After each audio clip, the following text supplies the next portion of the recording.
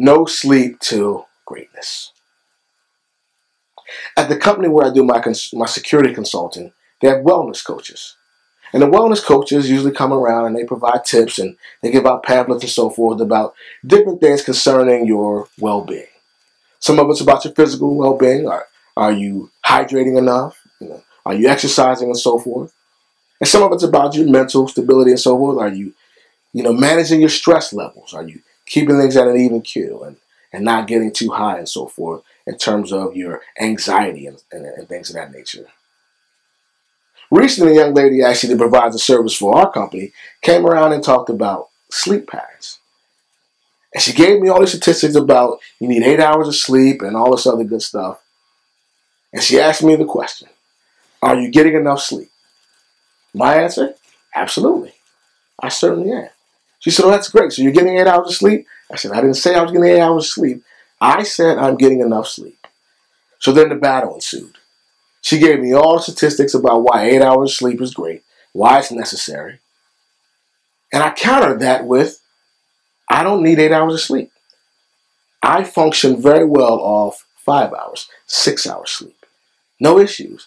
I'm not falling asleep behind the wheel, not falling asleep at work, and so forth. So we went back and forth a little bit. Of course, it was a battle that neither would win. She was standing firm on her 8 hours, and I was telling her 8 hours is too much. But I started to think about that after that encounter with her. And I thought about how important is sleep. Now, don't get me wrong. Don't hear me saying go 24 hours, keep grinding. Sleep is very important. Your body needs rest. That rest allows your body to refuel, re-energize, and hopefully push you along your grind. But do we need 8 hours? Or is 8 hours some arbitrary number that somebody selected and we all try to stick by it? So a couple things I want to talk about, just two things. The first thing is I can say wholeheartedly that I do not need 8 hours of sleep, and you probably don't need either. You know why? Do the math. 8 hours is 1/3 of your day. And if you dig a little deeper into that math, think about it. Most of us work 8-hour jobs. So 8 hours of your job is, 8 hours of your day is on the job. Let's just say you have an easy commute, half an hour to and fro. So now that's 9 hours of your day, either on the way to work, at work, or on the way home from work. So with the remaining hours, you're going to sleep 8 of them, leaving 7 hours to do what?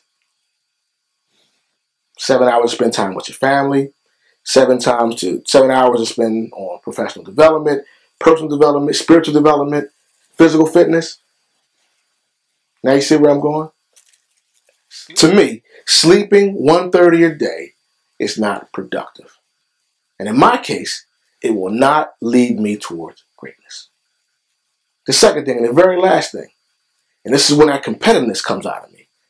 While you're sleeping, somebody else is working. While you're sleeping, somebody else is grinding.